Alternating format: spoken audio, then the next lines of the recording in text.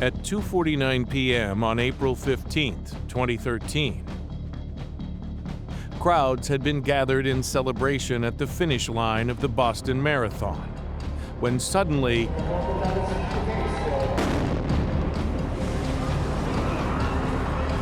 chaos ensued. But catastrophes like this do not arrive as random flashes of violence. They are prepared, planned, carried forward by choices made long before the world is watching. Several hundred police officers are scouring these streets for a man they are convinced is a suspect in the bombing. Let's rewind the clock and revisit the events that led to the Boston Marathon bombing.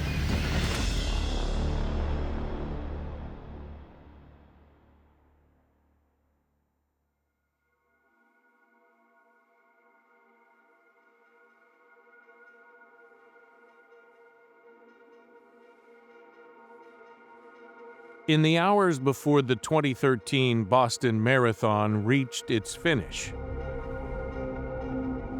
Boston was already in celebration. The streets were open. Crowds lined Boylston Street several rows deep. Runners were still arriving. Families, spectators, and volunteers filled the sidewalks near the finish line. Everything on the surface appeared ordinary. Amongst the crowds, two men passed unnoticed. They carried backpacks through one of the busiest public spaces in Boston. Surrounded by the crowd, they drew no attention. And nothing about the scene suggested what was coming. They chose positions near the barriers. And amidst the activity of a busy finish line, they positioned the devices and disappeared back into the crowd. Around them, the marathon carried on. Spectators kept cheering. Cameras kept rolling. Runners kept coming down Boylston Street. By the final stretch of the race, the devices were in place. The attackers had cleared the last barrier, and the clock was now ticking. Spectators leaned in, cameras raised, eyes fixed on the finish line as runners pushed through exhaustion. Then, in an instant, everything changed.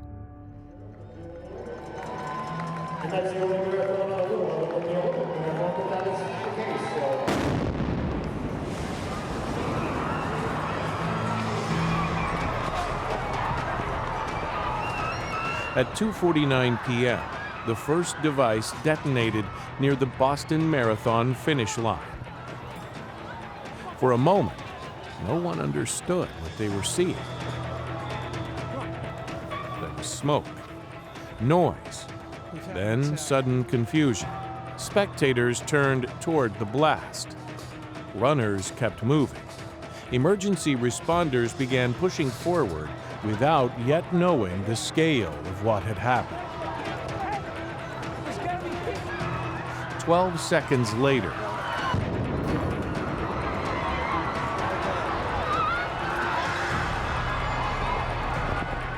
a second device exploded further down Boylston Street. Now the pattern was impossible to ignore.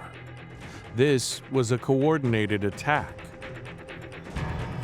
Police, medical teams, and volunteers rushed into the street. The finish line became an emergency scene in seconds. Makeshift triage areas were established on the pavement. Tourniquets were improvised. Barriers were torn down to reach the wounded. Authorities now knew something catastrophic had happened.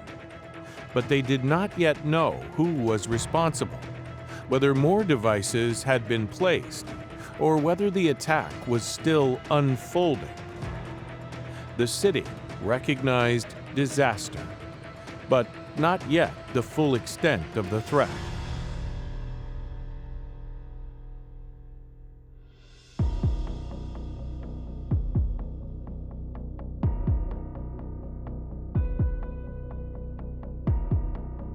Investigators began working the scene. The first priority was survival. The second was determining whether the threat was still active. Bomb squads searched for additional devices. Federal authorities were notified. Hospitals across Boston began receiving the wounded. 3 people had been killed. More than 260 others were injured. Coming out, it's buried under my skin. It's gonna have to be brought out during a later surgery. The same with a few of these up here. Mark Fukarile was injured by the second explosion. His right leg was amputated. His left was badly damaged. And he suffered shrapnel wounds and severe burns. Like I am, to heal all the wounds that I have. You know, it's pretty crazy. But I found myself not trusting people a couple of days after I came up out of, because I was traumatized. And when I finally came out, a couple of days later and whatever, someone put something down in the room, and now I'm panicking because no one saw this guy walk in the room, put something in the room, and I'm like, who was that guy? They're like, what guy? I'm like, that guy. Like, what's that? Like, oh, probably just a phone. That I go, well, probably. I'm like, I want to know what it is. But what they did didn't just affect all the injured people. It's affected our family. You know, I mean, like, my fiance, my son. Your faith in people could be shattered. Like, can't trust anybody. Can't believe this guy just did this to everybody and killed innocent people.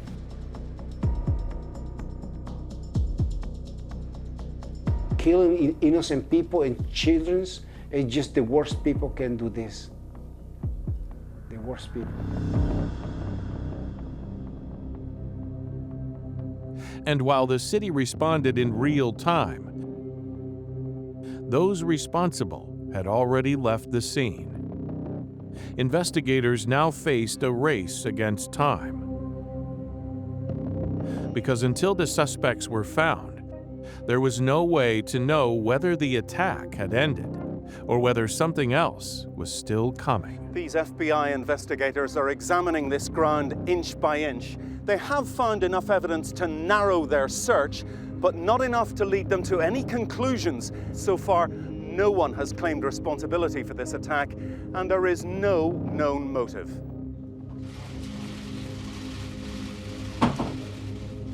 Earlier today, I was briefed by my Homeland Security team on the events in Boston.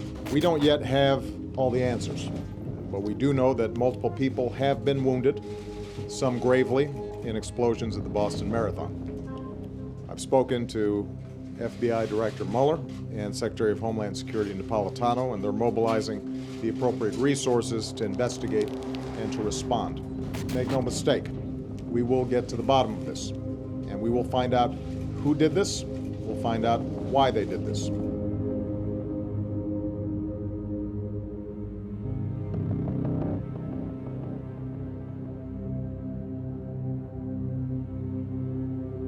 I think people want answers, just like 9/11, like any other, and they want answers, but give them a chance. Things like these don't really happen overnight.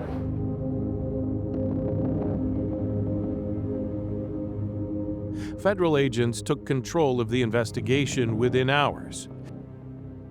Evidence from the scene confirmed that this had been a deliberate attack, carried out using improvised explosive devices placed near the finish line.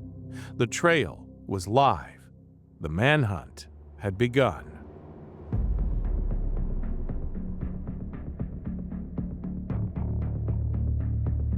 Investigators began assembling the sequence. Surveillance footage was collected. Private cameras were reviewed. Thousands of images were examined frame by frame. Slowly, the search began to narrow. The FBI were inundated with footage and images from the day. investigators began zeroing in on one individual in particular, a man they informally labeled White Cap. Using the vast pool of footage collected, analysts meticulously reconstructed his movements across the day. They tracked him frame by frame, mapping where he entered, how long he remained in specific areas, and how he behaved in the moments leading up to the explosions. But one clip in particular stood out. It shows the man entering the area carrying a backpack.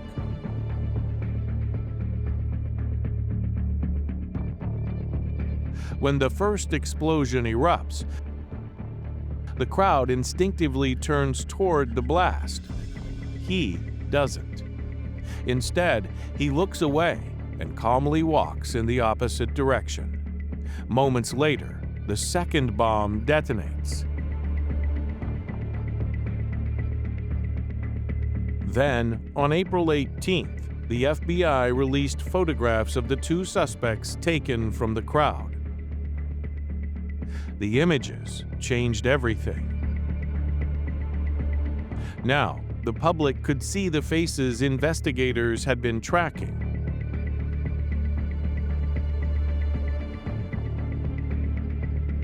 They were Tamerlan and Zakhar Zarnov. The two brothers were ethnic Chechens who had spent part of their early lives in the former Soviet Union before their family came to the United States. By 2013, they had built lives in and around Massachusetts. Zakhar was 19 years old, a college student who, to many who knew him, appeared quiet and ordinary. Tamerlan, older, more volatile, and increasingly consumed by grievance, had become the dominant force between them. The brothers knew they had been identified. That night, the crisis moved beyond the marathon.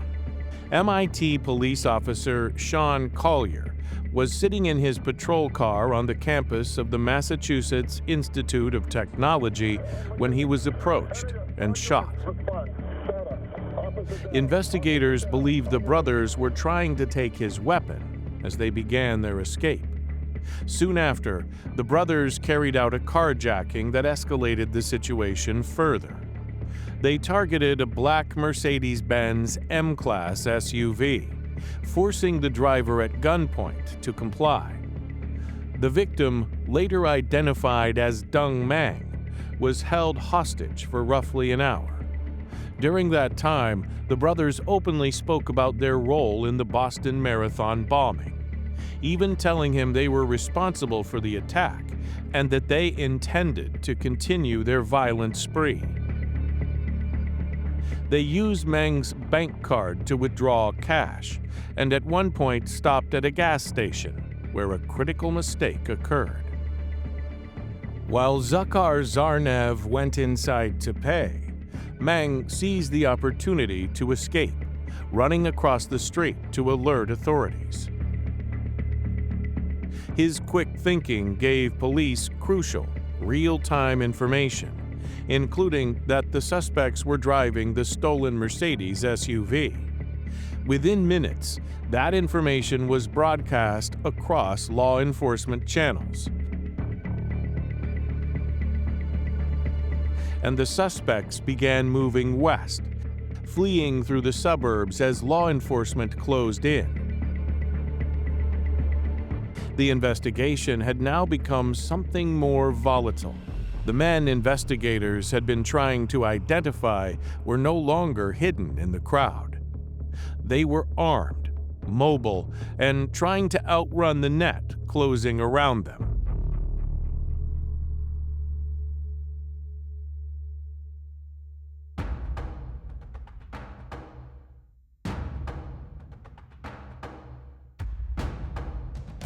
That night, the search for the bombers reached Watertown.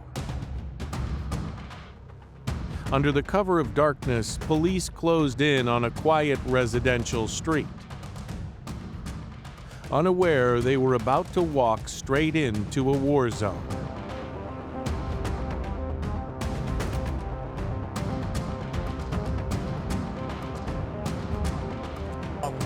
PD, they just pinged the phone numbers in the vehicle in question on the carjacking. It's in the area 61 Dexter Ave, the 2013 Mercedes. Okay, now the vehicle's moving now, units. Okay, they're pinging the vehicle. It's 89 Dexter Ave. It's the vehicle that's being pinged. We're getting an update. There may be, Then, guns in the suddenly, vehicle. gunfire tore through the night.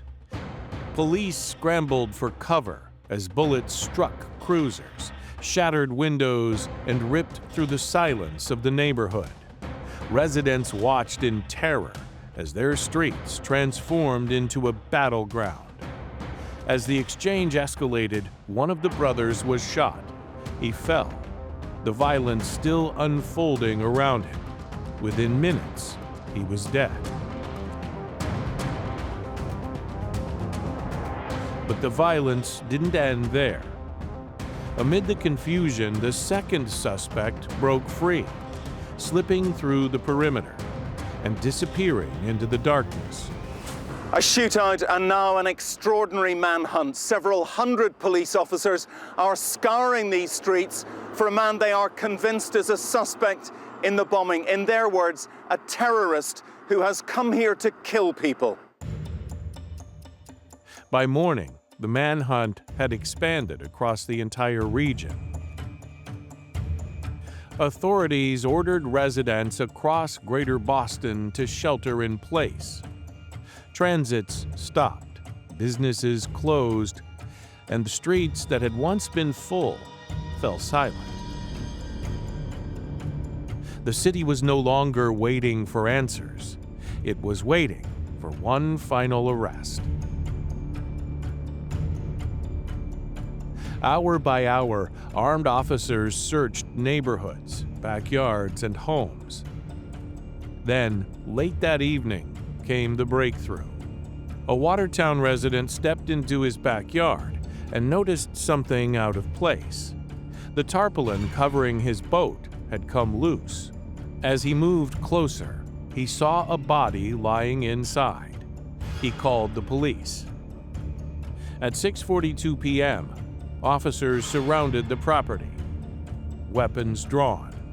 The search that had gripped an entire city had narrowed to a single backyard. As officers moved in, the tarp shifted again. Then, gunfire.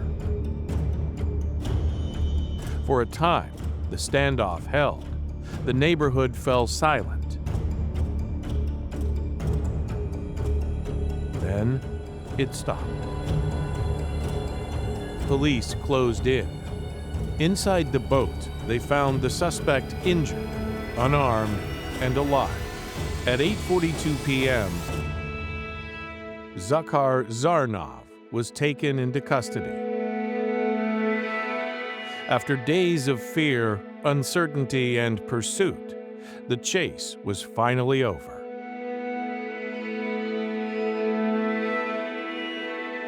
The city celebrated the end of the threat, yet nothing could erase the horrors of that day. On a day meant for celebration and joy, a threat was concealed in plain sight. Police ran toward the smoke. Medics, volunteers, and spectators turned to the wounded. But in those first moments, nothing was clear. No one knew how many devices had been planted. No one knew who was responsible. And no one could say for sure whether the attack had ended. By the time those answers began to come into focus, lives had already been changed forever. 3 people were killed. 8-year-old Martin Richard, 23-year-old Lou Lindsay, and 29-year-old Crystal Campbell. Hundreds more were injured. Men, women, and children caught in a place meant for celebration. And behind every image, every timeline, and every headline were ordinary people who had come to witness a marathon and instead became part of one of the most traumatic days in the city's history.